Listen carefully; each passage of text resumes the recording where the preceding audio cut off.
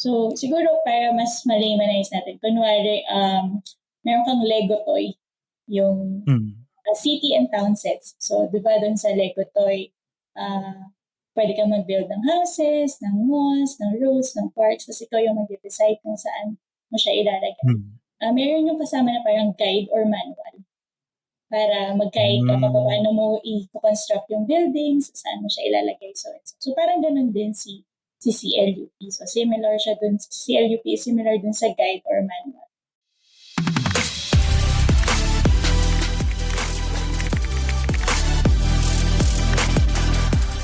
Magandang araw mga kapwa-siyentista at welcome sa BTS or ang Behind the Science podcast kung saan kakausapin natin ang ating mga scientists para ibahagi hindi lang ang mga resulta ng pag-aaral nila kundi pati na rin ang mga behind the scenes or behind the science stories nito. Simula sa kung paano nila ito naisipan gawin hanggang sa na-publish na nila ito. This podcast is co-presented by the UP Resilience Institute. Our guest for today is a geographer and licensed environmental planner currently serving as the only female chief science research specialist at the UP Resilience Institute. She is also the director of the Internal Audit Division at the Center for Neighborhood Studies Philippines. She taught spatial analysis and cartography using GIS at Miriam College for nearly a decade, and she was also a fellow at the American Geophysical Union Thriving Exchange Program and the Internal Visitors Leaders Program for Disaster Preparedness and Emergency Management. In 2016, she was honored with the European Geosciences Union Outstanding Student Poster and PICO Award for her team's project entitled Development of Storm Surge Hazard Maps and Advisory System for the Philippines. Throughout her career in geography and environmental planning, she has assisted local government units across the Philippines in formulating risk-informed land use and development plans. So without further ado, let's all welcome Miss Joy Santiago. Hi! Magandang araw sa ating lahat. Thank you, Paul, for that wonderful introduction.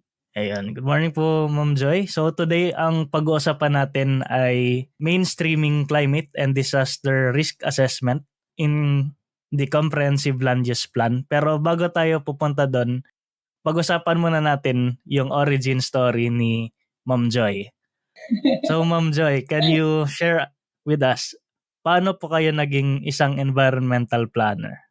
Nung bata ako, I was always drawn with social sciences talaga. To the social sciences, particularly yung political science, sociology, anthropology, history. Yun yung mga favorite subjects ko.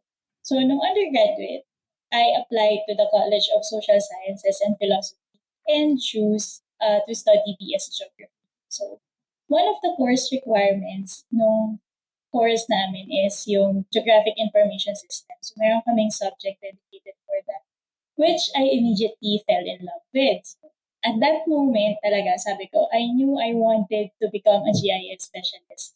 So, yung goal ko na yon solidified my passion for research. And even before I graduated, clear na sa akin na I wanted a career in the academe where I could conduct research using GIS.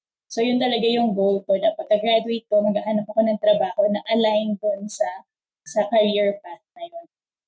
So, with that, yun yung mga target ko na mga trabaho talaga. Yun yung mga tinitignan ko even before I graduate. So, sabi ko, dapat yung trabaho ko will allow me to do GIS, to conduct GIS. So, sabi ko, dapat maging proficient ako with GIS. And luckily enough, yung first job ko was as a technical support staff and analyst sa isang GIS software company. So, yung role na yun provided me with a robust background in various tools, processes, and techniques in GIS kasi tinitrain nila kami dun sa basic principles at saka kung paano gagamitin yung software. So sabi ko, confident ako that time na nasa tamang track ako nung career na gusto ko. Kasi yung duties ko included studying the software, identifying the bugs, yan. Tapos, kailangan matutunan ko yung mga features at saka yung mga tools ng software kasi kailangan namin i-assist yung mga GIS users na bumibili ng software. Kaya lang, habang tumatagal, sabi ko parang may kulang, parang there's something missing. So, iniisip ko kung ano yun kasi sabi ko ang lucky ko na to have this job na talagang target dun sa career path na gusto ko. Hmm. So, hinanap ko yung missing part na yun. Sabi ko, ah, ano kaya yung kailangan kong gawin para makita ko yung missing part na yun and mas mapabetter ko pa yung sarili ko as a GIS specialist. Tapos habang ginagawa ko yung mga trabaho ko, na-realize ko na parang naiinggit ako dun sa mga GIS users na ina-assist ko. Kasi sila, pag tinuruan ko sila kung paano gamitin yung tool, talagang ginagamit nila sa research. After ko sila maturuan, tapos na yung role ko sa kanila. So, nag-wonder ako, anong nangyari, di ba? Nung tinuro ko sa kanya kung paano gamitin yung tool, kung paano niya i-address yung bug or paano niya i-solve yung specific process, ano nang nangyayari doon sa research niya? Sabi ko, gusto ko na mai-apply din yung knowledge ko sa GIS sa isang research parang field, sa isang research project para mas magkaroon pa ako ng valuable contribution. Hindi lang para sa sarili ko, hindi para din dun sa mga magbe-benefit ng project. Kasi nai-inspire ako dun sa mga kwento ng mga ina-assist ko na, oh, this project is for this community, this project will help these Hmm. people, so and so. So sabi ko, gusto ko ganun din. So nung nakakita ako ng opportunity na maging research assistant sa UP, na pwede kong gamitin yung GIS skills ko, grinob ko talaga siya. Sabi, sige, mag-a-apply talaga ako dito. Tapos nung nag-apply na ako, it was one of the DOST funded project in UP, yung Project NOAA. Nung nag-apply ako, hindi pa siya Hmm. NOAA eh. Kasi I was one of the first researchers ng project. So, I applied Ah, January 2012, tapos we conceptualized NOAA July 2012. So, sobrang happy ako, sobrang fulfilling ng trabaho kasi I get to apply my GIS skills and knowledge. Tapos nakakatulong ka pa sa community to identify hazards sa mga lugar nila. Kaya lang sabi ko, ah, paano natin mas mako-communicate sa mga tao yung hazard information na nagagawa ng research natin? Paano natin mas maidi-distribute sa kanila or mas maidi-disseminate yung information na yun para mas maging safe sila dun sa danger na meron sa lugar nila? That's when hmm. I realized na I wanted to become an environmental planner.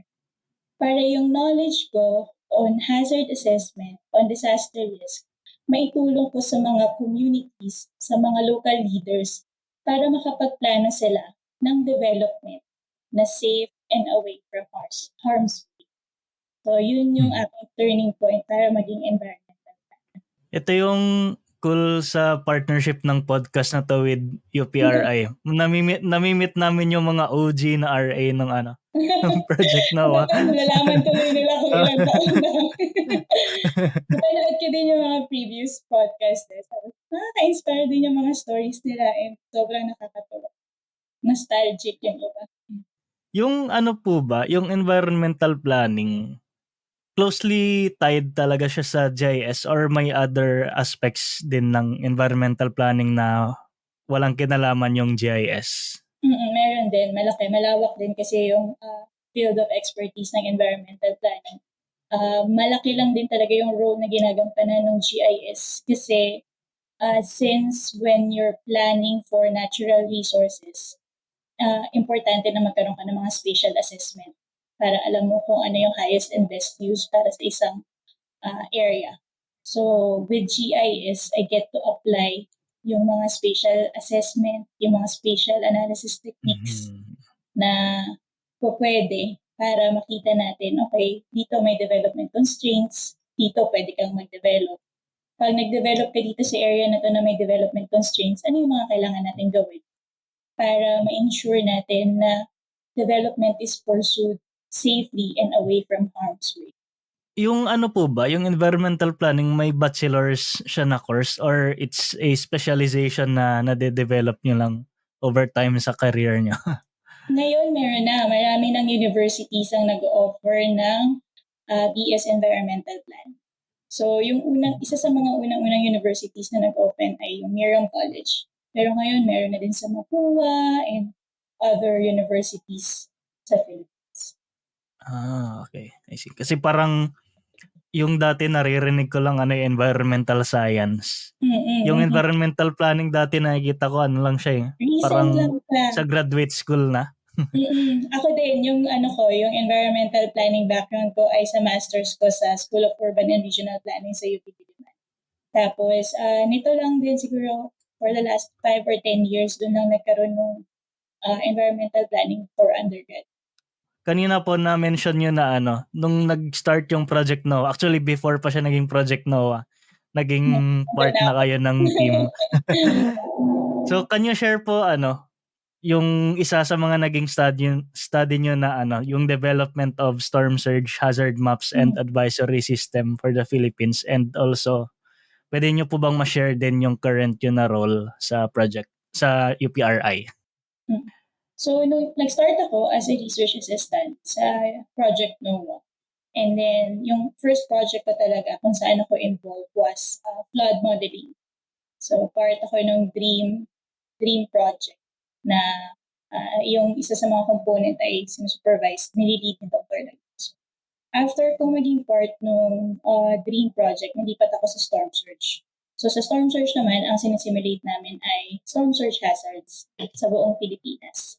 So nag-conduct kami ng mga studies and nag-simulate kami ng mga models para para makita yung extent of coastal flooding due to storm surge sa coastal provinces sa Philippines. So gumamit kami ng mga models in coordination and in collaboration with PAG-ASA, since si PAG-ASA din talaga yung isa sa mga implementing agency ng project na yun.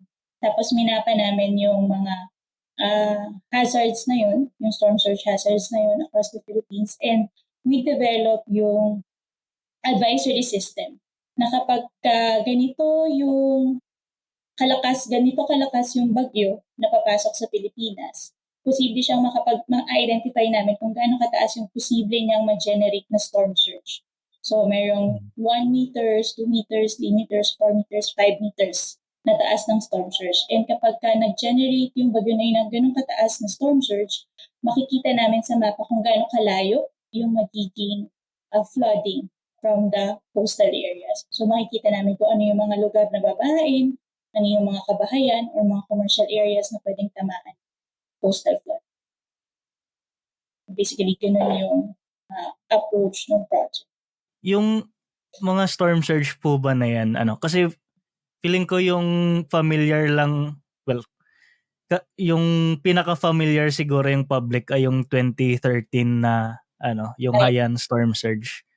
So, after nung Haiyan, may other storm surge events pa po ba na mako-consider na significant yung naging damage, or yun yung last? Naman. Pero yung Haiyan talaga yung tumatak sa isip ng mga tao because of the magnitude na na-incur, because dun sa magnitude ng super typhoon at saka yung damages na na-incur natin. So may mga storm surges din na na-record after the Haiyan, pero hindi na ganun kasing laki yung damages niya. Primarily because hindi rin naman ganun kalakas yung bagyo as compared with super typhoon Haiyan. Pangalawa, mas prepared na yung mga tao. Kasi we learned a lot from super typhoon Haiyan, and after that, ang dami ng mga mitigation and preventive measures na ginawa yung government and yung mga local communities para ma-prevent yung ganun kalaki na disaster. Ay, regarding din po pala sa ganyan, sa pag-model na projected na storm surge, paano kayo nakakasiguro na yung namomodel nyo, mako-consider nyo siya na accurate or realistic? So, nung nag-simulate kami ng storm surge models for the project, for the coastal provinces in the Philippines, we also conducted fieldworks.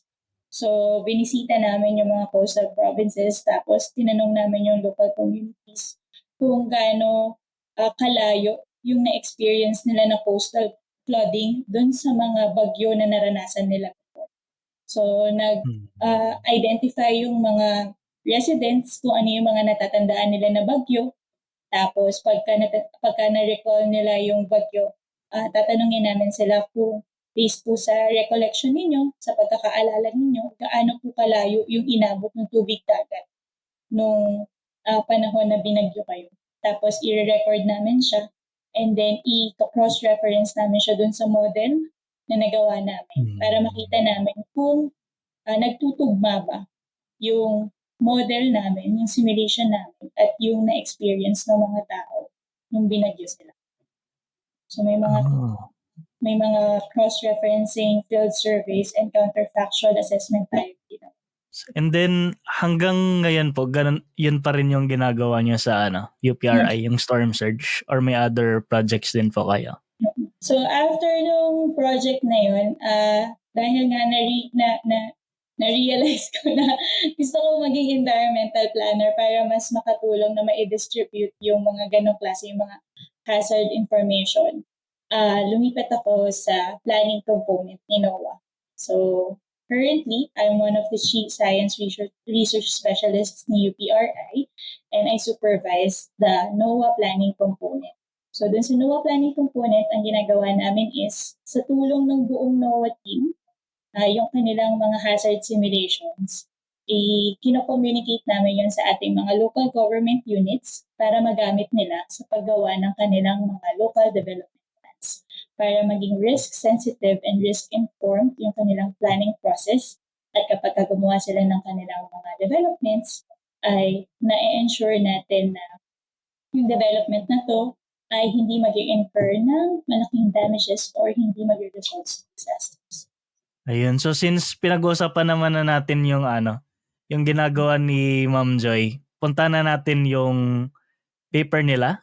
Yung title nito ay Mainstreaming Climate and Disaster Risk Assessment in the Comprehensive Land Use Plan. So before we go into detail, can you explain po muna ano yung Comprehensive Land Use Plan? So yung Comprehensive Land Use Plan, isa siyang plano or dokumento na parang blueprint na sinusundan ng local government units kapag gumagawa sila ng mga development plans or kapag nag-allocate sila ng natural resources, ng land resources, ng water resources sa kanilang mga territories. So, para siyang guidebook kung paano natin paplanuhin or kung paano natin i-develop yung isang LG. So, siguro para mas malimanize natin, kunwari, meron kang Lego toy, yung city and town sets. So, di ba doon sa Lego toy, pwede kang mag-build ng houses, ng malls, ng roads, ng parks, tapos ikaw yung mag-decide kung saan mo siya ilalagay. Meron yung kasama na parang guide or manual para mag-guide ka pa paano mo i-construct yung buildings, saan mo siya ilalagay. So parang ganun din si CLUP. So similar siya dun, CLUP is similar dun sa guide or manual nung pag-develop kung saan natin ilalagay yung mga constructions na gusto natin gawin dun sa ating city or town. So yung CLUP is in a way systematic and organized presentation ng vision ng LGU dun sa directions niya sa development na tinatranslate natin into spatial dimension. So it's designed to guide the future actions of a community in terms of the utilization and acquisition as well as the disposition of their land. So yun yung ating land use plan. Yung land use plan, paano po yan ginagawa? Every term, like for example, may bagong government official, may land use plan na gagawin, and then pagka napalitan yung official na yun, magkakaroon ng bago. Ganun po ba yan? Or or parang may land use plan na before tapos susundan na lang yan over time? So mayroong planning duration yung isang land use plan. So kung kailan mo siya i-implement. And yung planning duration natin usually ay nasa 9 years. Yung term ni Mayor ay nasa 6 years lang. So may mga pagkakataon na sa pagpasok ni Mayor, meron ng mga land use plan, meron ng mga pagkakataon na wala pa land use plan. So si LUP, 9 years siya kasi dinesign siya na ganoon para mas ma-develop natin yung land resources natin ng merong enough time. Kasi ang hirap naman kung yung mga development natin ay Diba, pagkakasyahin natin into 6 years or less lang. So, 9 years siya para mas mahaba yung ating planning period, yung ating planning implementation, at para hindi rin siya ma-impluwensyahan ng ibang politics doon sa isang LGU. So, si CLUP ay hindi siya nakadepende sa term ni Mayor or sa term ng mga elected officials. Kasi dapat siya ay magsaserve na blueprint, hindi para doon sa na-envision ng ating mga elected officials, but rather kung ano yung na-envision ng buong LGU. Kasama yung iba't ibang stakeholders from different sectors. So when we formulate the CLUP, hindi lang yung mga taga-munisipyo or mga taga-city hall yung gumagawa nun. Kasama natin yung mga stakeholders, mga community representatives, lahat sila nag-i-input dun sa plano para ma-ensure natin na naririnig natin yung mga pangangailangan nila at naisasama sa plano yung mga proyekto na makakatulong para umunlad yung iba't ibang sektor doon sa LG. Ay, ito po pala, very basic siguro na question. Kasi sa mga GIS and remote sensing, may term na land cover. Mm-mm. So ngayon, paano nag-iiba yung land cover sa land use? Magandang tanong yan kasi marami din talagang nako-confuse dun sa dalawa. So si land cover, nabanggit mo din yung term na remote sensing. Pwede natin siyang makuha through remote sensing technology. Pwede rin naman siyang makuha through fieldwork. So maraming ways. Ang land cover, nagre-refer siya doon sa kung ano yung nakikita mo sa surface. Kaya siya cover. Parang kino-cover niya kung ano yung nasa lupa. So pwedeng built up, diba? Pwedeng mga vegetations, pwedeng forest, ganun yung mga nakikita natin sa isang land cover map. Kapag ka land use, mas specific. Paano niyo-utilize ng lugar or paano niyo-utilize ng community yung land resources. So pwede niya yung i-utilize as residential area, as commercial area, pwede niya yung i-utilize as roads or infrastructure, pwede niya yung i-utilize kung sa pagtatanim naman, vegetation or sa forestry, pwede niyang gamitin yun as protected area. So forest siya, pero protected area yun, so hindi pwedeng galawin ng mga tao. Hindi siya pwedeng i-develop basta-basta. Hindi siya pwedeng i-develop. Pwede naman pag vegetation agriculture, specifically pwedeng for specific type of crops, mga palay, yan, or mag-identify ng specific na mga pananim na na ilalagay or itatanim dun sa lupa. So kapag land use, ang tinitingnan natin ay yung utilization na ginagawa natin dun sa lupa. Pero pag yung land cover, ang tinitingnan natin ay kung ano yung tumatakip or tumakover doon sa lupa. So yun yung pagkakaiba ng dalawa. Kaya mas madalas, pag tinitingnan natin yung land utilization at saka yung land use versus land cover map, si land cover mas general yung classification na makikita natin, whereas yung land use mas specific yung nakikita natin mga categories or classification ng paggamit ng sana. So bali ano po pala, yung isang land cover, pwede siyang magkaroon ng iba't ibang land use. Pero yung isang land use, hindi siya pwedeng maging iba-ibang land cover. Tama po ba? Yung isang land cover, yes, maraming land utilization na pwedeng pumasok doon. Pero most of the time, of the similar characteristics yung paggamit. So pag sinabi natin na forest, diba? Most of them related to forestry yung land utilization. Kapag built up, yung paggamit, yung utilization natin doon or yung use doon ay more on mayroong construction, mayroong mga infrastructure. Diba? Pero pagdating kunwari si built up sa land cover, pagdating natin sa land use, we can specify pa ano yung specific uses niya. So si built up can be residential areas, si built up ay pwedeng ginagamit for commercial areas, for institutional areas, and so on. Pwede mga Ayun. So with that po, can you briefly explain po yung naging study nyo? Explain it po muna in one sentence. So as you mentioned, yung ating study ay on mainstreaming climate and disaster risk assessment into comprehensive land use plan. So we integrate the findings from the risk assessment to ensure that the formulation of land use plan is pursuing development na hindi magpo-cause ng harm doon sa ating mga residents or sa communities.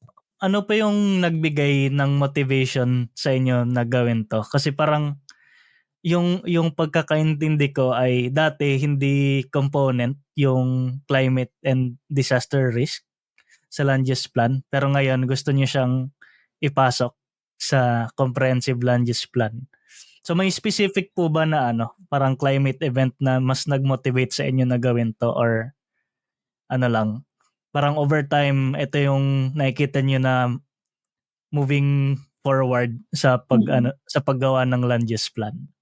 Actually, mandate siya ng national government natin sa mga LGUs. Yung ating Philippine Disaster Risk Reduction Management Act and yung ating Climate Change Act 2009. So si RA 10121 ng 2010 at saka si Climate Change Act 2009. Yung dalawang laws na yun, sinasabi kay LGU na they have to mainstream the climate change adaptation and disaster risk reduction management sa kanilang mga programs and projects, sa kanilang mga policies, ordinances, and sa kanilang mga local plans. Kaya lang, doon sa mga nakita natin na disasters ng mga nakaraang taon, nakaraang dekada, na nakita natin na si LGUs, medyo meron siyang challenge on integrating climate and disaster risk assessment, primarily because meron silang mga kakulangan doon sa pag-simulate ng mga posibleng hazards, ng mga hazards na meron sa mga lugar. So sa Project NOAA, tinutulungan natin si LGU na makita kung ano yung mga areas na at risk or mga areas na prone sa iba't ibang hazards. So nung mga panahon na tinutulungan natin i-disseminate yung information na yun, tinutulungan natin yung project na i-disseminate yung mga information, makita natin na there is a need na intindihin pa yung mga hazard maps na meron tayo para magamit siya ng LGU. Hindi natin siya basta-basta lang ibigay sa kanila. Hindi natin siya basta-basta lang na dapat ibigay. Dapat i-assist natin sila kung paano nila ma-utilize meaningfully yung mga hazard maps na yun para pag naintindihan nila, magamit nila yon as reference sa local planning. So pag nakita nila na okay, dito sa lugar na to, hazard prone to, babahain, magkakaroon ng landslide, or magkakaroon ng storm surges, paano natin i-develop yung lugar na to? Or kailangan pa ba natin siyang i-develop? Pwede ba natin siyang i-develop? Kasi kung sobrang hazard prone siya, sobrang taas ng risk dun sa area na yun, hindi siya worth it i-develop kasi magkakaroon ka ng tinatawag natin na disaster return. So, tinutulungan natin si LGU na mai-integrate yung findings ng risk assessment para pag ginawa niya yung local plan niya, nakikita niya kung saan yung mga lugar na hindi pwedeng i-develop, yung sa mga lugar na pwedeng i-develop pero kailangan mo ng engineering intervention or ng mga preventive measures para hindi magkaroon ng disaster. At nakikita din natin through GIS saan yung mga lugar na magandang i-develop. So, in the next, sabi natin kanina si CLUP ay plano for the next 9 to 10 years. In the next 9 to 10 years, gaano kalaki yung magiging population ni LGU? Pag nagkaroon ka ng increase in population, gaano karami yung resources na kailangan mo to address yung pangangailangan ng increased population mo. So, kakailanganin mo ng additional residential areas para dun sila titira. Kakailanganan mo ng additional social services, social infrastructures, schools, kakailanganan mo ng additional clinics, data center, health facilities. Kapag na-identify mo kung gaano karami yun, yung next question is, saan mo siya ilalagay? So, yung mga LGUs, para ma-identify nila yung best location kung saan ilalagay yung residential areas, commercial areas, health facilities, educational facilities, importante na malaman nila saan yung safe area para doon nila i-develop yung mga facilities na kailangan nila to address the needs of their population in the next 9 to 10 years. So, yun yung gusto natin na i-assist or yun yung gusto natin na itulong dun sa mga LGUs. Hindi lang natin ibibigay, hindi lang natin i-disseminate yung hazard information, but we want to assist them integrate these findings into their local plans. Ay, ito po pala, curious ako. Ano lang po ito, hypothetical scenario. Kasi di ba nabanggit nyo kanina, for example, may ibang lugar na wala silang CLUP. Then, gumawa sila ng development dun sa isang lugar na mataas pala yung risk. And then, nung gumawa na ng CLUP, nakita nyo na ayun, mataas yung risk and then hindi na rin economical na parang gumawa ng intervention dun sa lugar para i-lower yung risk. Ano yung mangyayari kapag ganun? I-force sila na mag-transfer sa bagong lugar or pag na-identify nila na at risk yung area, tapos may tapos na-develop hindi na-develop na and then parang hindi na economical na i-save or i-reduce yung risk doon sa isang lugar. Ano yung mangyayari kapag ganun yung scenario?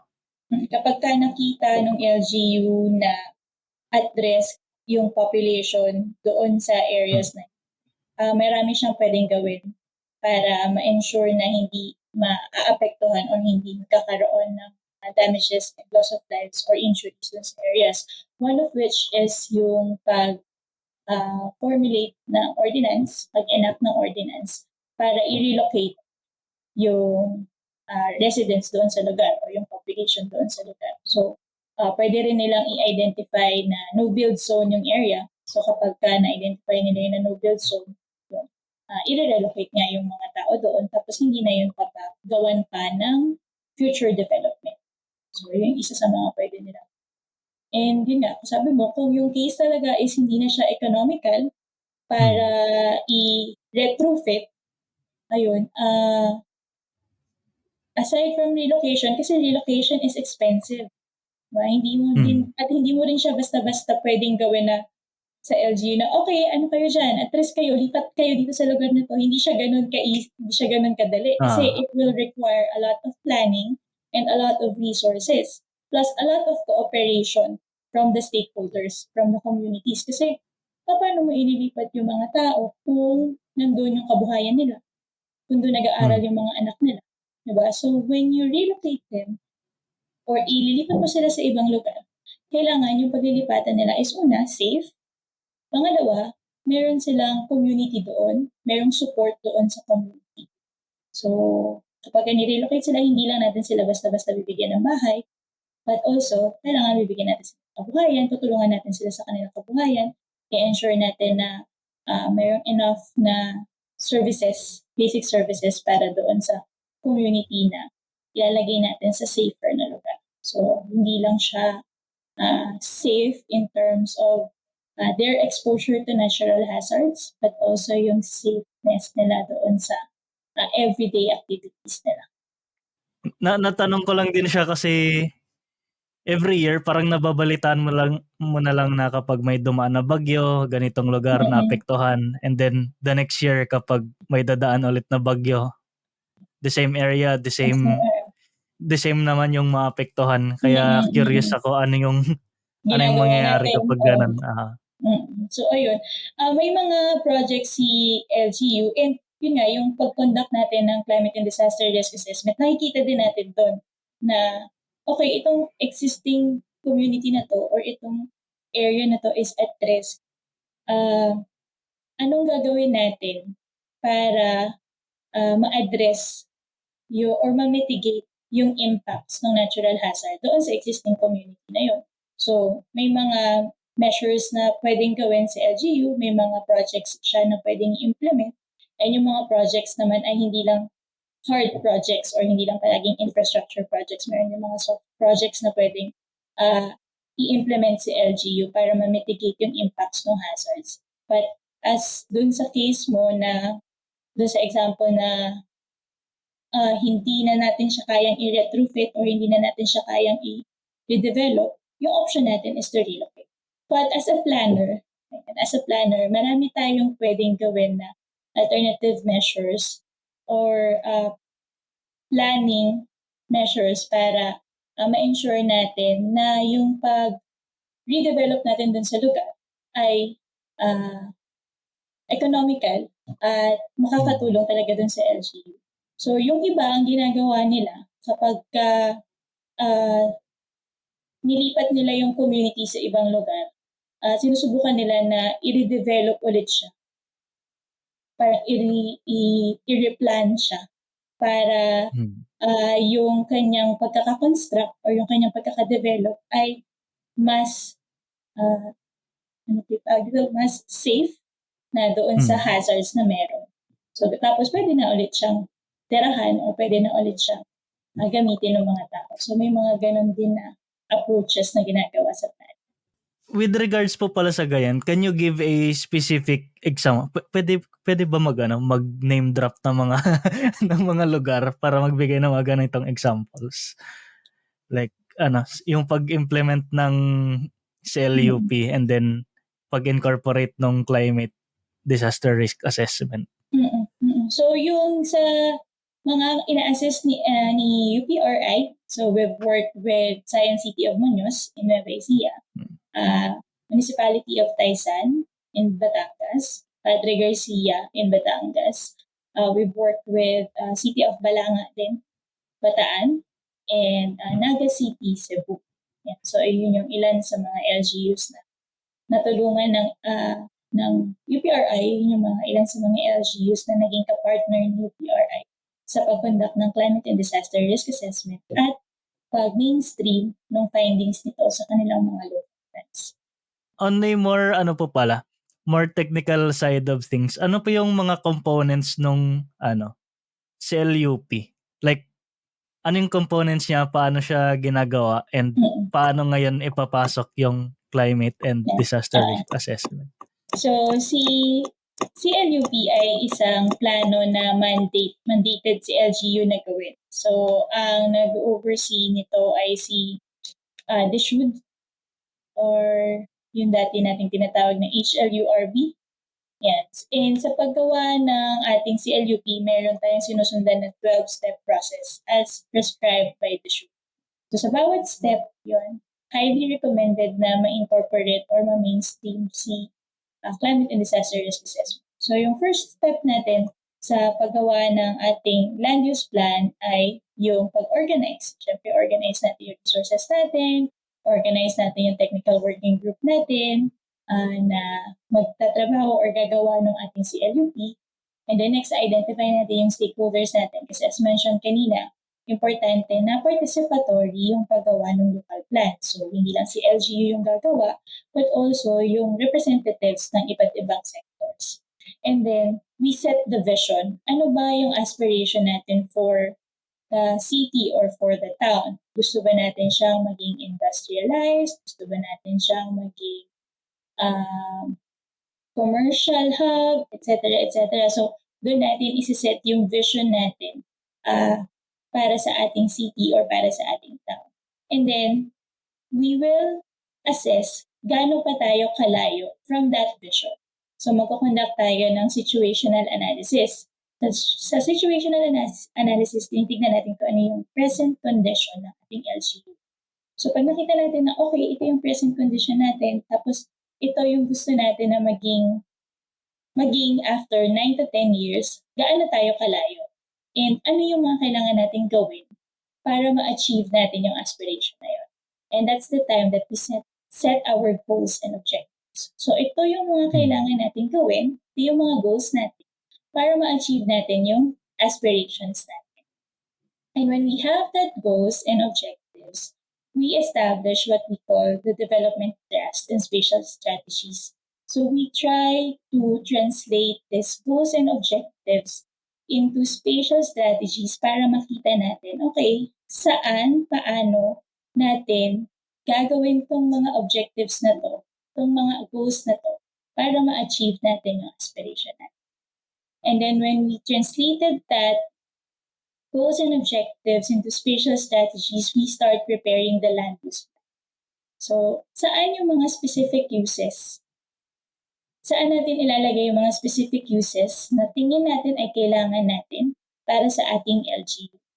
So, dito sa part na to, importante din na nakikita natin yung hazard areas, yung mga at-risk areas doon sa ating communities para when we place or when we allocate yung ating resources for specific use, alam natin na hindi natin siya ilalagay doon sa mga hazard-prone areas or mga at-risk areas. And then, next is we draft the zoning ordinance. Siya yung implementing tool ng ating CLU. So, siya yung nagsasabi kung ano yung mga rules and regulations na meron tayo para doon sa paggamit ng lupa na plinano. So, doon sa lahat ng steps na yun, tinitingnan natin dapat kung kino-consider natin dapat kung ano yung risks na meron doon sa lugar na pinaplano natin. So, yung nabanggit ko is around 8 steps, but si CLUP process, umaabot siya hanggang 12. So, once we prepare the plan and the ordinances, kasama yung mga stakeholders natin, magkakonduct pa yan sila ng public hearing para mas ma-disseminate sa wider audience sa LGU yung plano na ginagawa. And then, magkakaroon pa ng mga further consultations. And then, i-consult din natin yung mga national government agencies involved doon sa planning process. And then, they will review the plans and then consultations. And then, once na maging okay yung plano, that's the time that the plan will be adopted and approved. And then, the LGU will implement the zoning ordinance. But from time to time, they will need to monitor and evaluate their CLUP and zoning ordinance. And doon sa 9 years na ini-implement nila yung kanilang CLUP, dapat periodic yung kanilang monitoring and evaluation to ensure na, okay, we are on track. Ito yung plano natin and on track tayo sa pag-achieve ng mga activities natin. And if not, kailangan nilang gumawa ng paraan para maibalik nila yung kanilang implementation dun sa track or dun sa plan na ginawa nila for the rest of the planning. So, ganun ginagawa ni LGU yung kanyang CLUP. And again, throughout the process, we have to mainstream yung climate and disaster risk assessment para ma-ensure natin na in every step of the way, risk-informed yung process sa paggawa at sa pag-implement ng ating CLUP. Grabe, 12 steps pala siya. So, gaano po rin katagal ginagawa yung isang CLUP? Ang usual is nasa 18 months, 12 to 18 months, depende sa LGU. Depende sa gaano kalaki yung LGU, kung gaano ka-complex. Siyempre, yung iba may uplands, may forest, yung iba nasa coastal. So, meron sila pang mga water resources na kailangan isama. May mga LGUs na meron both upland, coastal, tapos meron pa sila mga urban areas. Yan. And since, based on experience, since the planning process is participatory in nature, malaking bagay yung turnaround time ng mga stakeholders. Kasi, syempre, pag mag-workshop ka, kailangan well represented yung iba't ibang sectors. And that will require you to schedule kung kailan sila available. Masasama-samahin mo yung mga community representatives na mayroong iba't ibang schedule. So, kailangan mo silang paupuin sa isang room para makapag-brainstorm sila ng kanilang plano for their LGU. And medyo, time-consuming. So, kapag ka-proactive sa LGU, diba, mas mabilis usually yung planning process. Pero kapag medyo merong resistance, so medyo matagal yung nagiging consultation. And yung process, lalo dito matagal. So, meron ko na-experience na LGU na as fast as 18 months. Meron mga LGUs na inaabot din talaga na. Alin pa yung mas mahirap gawan ng CLUP, yung upland or yung coastal? Or wala namang Wala, oo. Para sa akin, pag tinatanong ako, gaano kabilis, ma'am, ganyan, gaano po kabilis gawin? Para ang sagot ko talaga is depende kay LGU at saka sa stakeholders. Kasi yung first few steps mo, especially yung situational analysis, parang gagawa ka ng baseline study, ng profile, kukondak ka ng mga assessment. So, kailangan mo mag-gather ng data, secondary data, primary data, pupunta ka sa LGU, mag-field work ka. So, doon pa lang, sobrang dami ng kailangan gawin. Pero kung supportive si LGU, sasamahan ka niyang pumunta sa field, sasamahan ka niyang mag-house-to-house survey. Ang bilis namin nakukuha yung data. Pag sinabi namin sa LGU na ito po yung mga kailangan natin na data para magawa yung ganitong analysis, sila pa mismo yung pupunta sa iba't ibang opisina ng LGU para i-coordinate yung mga data requirements. Mabilis na kukuha ng mga staff, ng mga researchers yung kanilang kailangan. Mas mabilis na din nagagawa yung analysis. Mas mabilis natin nakukuha yung findings. Malaking bagay yung political will ng LGU para magawa yung CLUP at yung formulation ng kanilang mga plano. May cases po ba na, for example, ginawa yung CLUP and then in-implement siya, tapos after a few years, nag-evaluate, tapos nakita na, ay, may mali. Kailangan nating may mali dito sa CLUP. Anong mangyayari kapag ganun? Ina-update nila yung plan. So, aside from dun sa periodic monitoring and evaluation sa pag-implement ng mga programs and projects at saka pag-implement ng mismong CLUP, highly recommended then to talagang magkaroon ng intensive review or revisit yung plano ng mga 5 to 6 years para makita na nasa tamang direction pa siya. Hindi dahil ina-assume natin na palaging may mali doon sa implementation, but also nagbabago din kasi yung environment. May mga external factors din na uncontrollable ni LGU that might influence the implementation of the plan. So, for example, yung politics, national politics, or magkaroon ng national disaster na talagang naapektuhan yung economy ng LGU. So, baka kailanganin niyang mag-re-strategize para makabangon. Or nagkaroon ng disaster, nagbago yung landscape. So, kailangan magkaroon ng ibang development na wala doon sa plano, yung mga ganun. So, hindi naman lahat ng factors ay within the LGU. May mga na-experience din sila na external factors that influences the implementation. So, yun, highly recommended na in 5 to 6 years, i-revisit CLUP at tignan if there is a need to implement, if there is a need to update the plan. Kasi naisip ko rin, for example, yung mga climate projections. Like, hindi naman siya totally accurate na after ganitong years, ganito yung mangyayari. Parang projection lang siya na... After 5 years, 10 years, may bago na naman projection. So, kailangan mo rin talagang baguhin yung analysis mo and eventually yung plano. Yun. So, dito po sa paper nyo, anong funding yung kinailangan nyo to do this? So, doon sa study, kasama natin si Science City of Muñoz, kasama natin si LGU. So, yung funding primarily ay nanggaling sa LGU para makonduct yung study for the formulation ng kanilang local plan. So, yung funding talaga para magawa to, nanggagaling siya sa sa LGU? Sa LGU. So, lahat ng LGU talaga sa Philippines, nag-aalat sila ng fund para ma-formulate yung local plan yun. Since mandate yun sa kanila na gawin. Okay. Gets. and then, ano po yung challenges in doing this study? Siguro yun lang din, yung kapag may resistance sa mga stakeholders, minsan non-receptive sila, o kaya iba yung nai-envision ng ibang ng ibang stakeholders dun sa nai-envision ng iba. Kailangan kasi nila magkaroon ng consensus. So, minsan yung mga plinano namin na workshop would last for a day or two. Pero dahil kailangan mag-brainstorm ng mga stakeholders, kailangan nila magkaroon ng discussions, humahaba yung workshop activities kasi kailangan nila ng batuhan ng ideya.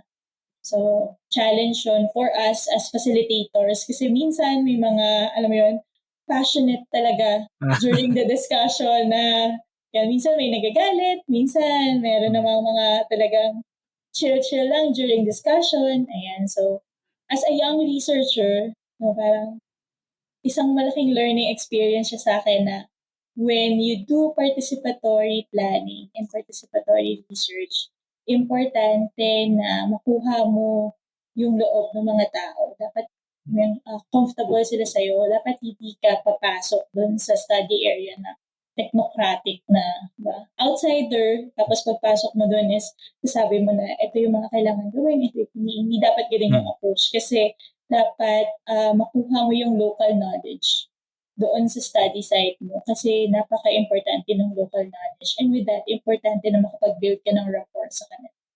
So yun, as a young scientist, as a young researcher, yun yung mahirap sa akin nung simula pero sobrang grateful ako na natutunan ko siya through experience. Kapag may resistance po, ano yung pinaka-intense na na-experience nyo? Umabot ba sa pisikalan or hindi Ay, naman? hindi naman. Kasi nasa munisipyo kami, usually nag-workshop. So, may mga city officials din na mga kasama. Ang ano lang is, minsan nagkakasagutan. Oo, si barangay captain at saka si barangay representative sa kabila. Lalo na pag pinag-uusapan ng boundary. Yan, kasi one of the first step na ginagawa namin kapag magpaplano ka ng LGU is i-delineate mo yung territorial jurisdiction na pinaplano mo. And so, i-delineate natin yung LGU. Within the LGU, meron kang mga barangay. So, i-delineate din natin yun para makita natin sa analysis later on. Okay, si barangay A, ganito yung condition niya, ganito yung kakailanganin niya in the next 9 years. Barangay B, ganito yung condition niya, ganito yung kakailanganin niya in the next 9 years. And so on. So, pag in-delineate mo, minsan may mga tinatawag tayo na boundary disputes, internal conflict doon sa boundary delineation na nagiging passionate yung ating mga representatives sa pag-discuss. So, minsan may mga intense discussions during the workshops na hindi naman umaabot ng pisikalan. Pero alam mo, nakikita talaga natin yung kanilang pagmamahal sa kanilang territorial jurisdiction.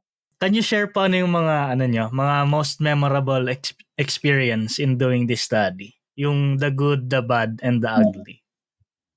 The good, usually kasi nagstay kami sa LGU ng 1 to 2 weeks para magkaroon din kami ng immersion. Kasi importante na, maintindihan mo yung environment na pinaplano mo. Maintindihan mo yung local norms doon sa area, kung paano yung activities ng mga tao, kita mo yung culture nila. So, I think that's the good. Kasi yung learning namin is first hand. Hindi lang siya basta nag-desktop review. Nakikita talaga namin, na-experience namin. So, that's one of the good. And sobrang mababait yung mga tao. Kahit kanina sabi ko sa'yo, may mga intense discussion during workshop. After workshop, sila pa yung sabi sila, ma'am, punta po tayo sa ganito, may fiesta po dito, ganyan. So, minsan na-experience namin yung fiesta sa gabi after mag-workshop. Fiesta kami yung mga hindi mo nakikita sa Quezon City. Yung mga hindi mo nakikita sa city, makikita mo siya. So, that's one of the goods. Yung bad lang is sometimes nakakalungkot kasi nakikita mo yung environmental degradation. Diba? Nakikita mo yung sayang sana ganito yung na iplano noon para hindi umabot sa ganitong part na nahihirapan na yung environment, nahihirapan na yung government, nahihirapan na yung mga residents. So, may mga ganong experiences. So, aside dun sa mga happy moments, meron din mga ganong realizations na minsan nakakalungkot. Ay, regarding po pala that, curious din ako kasi 'di ba sa profession nyo, parang normal na sa inyo na may encounter nyo, for example, yung mga survivors ng mga ng mga disasters. Kapag nakakausap nyo po sila, how do you handle yung mga emotions kapag kinikwento na nila yung mga yung mga past events? Kasi for example sa mga science backgrounds, hindi nila yun alam kasi doon sila more on sa process ng bagyo, baha. Pero kayo po na may social science background, how do you deal with it? Ang hirap naman ng tanong mo, but that's a very good question. Alam mo, mas lalo ko yun na-experience, sobrang young researcher pa ako nung nag-storm surge study ako, kung saan kakatapos lang nung Haiyan, di ba? Tapos nag-field work. So, may mga instances na umiiyak talaga yung mga tao pag naaalala nila. Kasi grabe yung impact sa kanila. Tapos yung iba naman, masaya kasi nare-recall nila na, nung bata ako, ganito, ganyan, ganyan. Tapos nag-share sila ng memories nila. So parang nakakatuwa na ah, nagkakaroon ng ganong klase ng conversation. But at the end of the day, kahit ah, na aapektuhan tayo dun sa emotions nila, importante na isulat natin siya as objective as we can be para makita natin kung ano yung mga experience, para mas ma-evaluate natin yung experiences nila at ma-share natin siya sa iba't ibang avenues natin. Kasi kapag mas nagpa-apekto din tayo doon sa kanila, minsan nagkakaroon tayo ng bias on how we deliver, on how we present the findings. So, importante na kapag ginagawa na yung report writing, yung documentation, merong boundary na naisiset yung researchers doon sa mga nakolekta niya na data. So, kahit gaano pa kasakit din yung naramdaman namin habang kinukwento ng survivor yung story niya, kailangan namin mag-stick sa kung ano yung information na binigay ng survivor, ng respondent. So, kailangan medyo ilayo natin yung personal emotions natin as we write the reports, as we document the findings ng ating research. Dito po sa sa study nyo, at what point na nag-decide kayo na pwede na natin siyang i-publish? Nung na-approve yung CLUP ni SEM, na parang success na approved ng mga national government agencies, ng local bodies yung ating na-formulate na plan kasama si LGU. And sabi namin, I think it's about time na i-share natin with a wider audience yung experience on how we formulated the local plan so others can learn. And then moving forward po, ano po yung plans nyo with this research? Gusto natin siya syempre na ma-replicate pa with other LGUs. So, kung meron tayong mga papasok pa na projects, we will apply yung learnings, kung ano man yung mga what went wrong doon sa ay susubukan natin na hindi na maulit pa, and susubukan natin na i-apply yung mga items or yung mga aspects na meron kang what we could have done differently. Meron kang mga ganong moments doon sa research. So, yun yung gusto sana natin na sa mga susunod pa. We want to replicate the study with other LGUs. We want to assist more LGUs in doing risk-informed local development plans through UPRI and our center, of course. Ayun. So, before we let you go po, ma'am, do you have any advice sa mga aspiring researchers? Importante na stay healthy. Ayan. Stay healthy para magawa ninyo yung research. And you must love what you do. Yung sinasabi nila ng mga you don't have to work a day in your life kapag gusto mo yung ginagawa mo. Totoo siya. So, kailangan mong hanapin kung ano yung passion mo, kung ano yung gusto mong gawin. And if you want to become a researcher, kailangan mo makita kung ano yung direction na gusto mong tahakin. As a planner, kailangan mong makita yung aspirations mo. Ano yung gusto mo in the next 5 years, in the next 10 years. And you work on achieving that goal. You set your objectives, you set your targets, small by small. Para after 5 years, after 10 years, makita mo na ma-achieve mo yung gusto mo o yung aspiration. Yun lang. Good luck sa inyong lahat. And if you need any assistance, if you need any advice, punta lang kayo sa UPRI. Nandun lang naman kayo. Ayun. Last question po, ma'am. Do you have anything to promote? Yes, meron din kami Resilience Live. So, monthly webinar series siya na pinifeature namin yung iba't ibang DRR experts, DRR-CCA experts, na mag-share din ng kanilang experience on implementing yung iba't ibang measures on CCA-DR. So, every Thursday siya, last Thursday of the month at 4 p.m. So, piniplay namin siya. Yeah, merong YouTube streaming. Nakalagay din siya sa aming FB website. And you can register to attend the Zoom meeting for the webinar series. So, we post yung mga updates sa aming FB page. Raming episodes na rin yung Resilience Live eh. More than 10 na yata. If Yes. I remember correctly. Anniversary namin sa August. So, yun yung aming 12th episode sa August. And so available sa YouTube. Yun, pinapanood ko din yun kasi hindi ako nakapanood ng live. So, team replay ako. Thank you for supporting Resilience Live. Dito na nagtatapos yung episode natin today. I hope madami kayong natutunan with regards sa CLUP. See you everyone sa next episode. Madami pa tayong pag-uusapan na research na ginagawa ng ating mga Pinoy scientists. And for anyone interested na gusto ring mag-share ng kanilang study, scan nyo lang yung QR code and fill out yung Google form. So thank you po Ma'am Joy. Thank you everyone. Thank you everyone.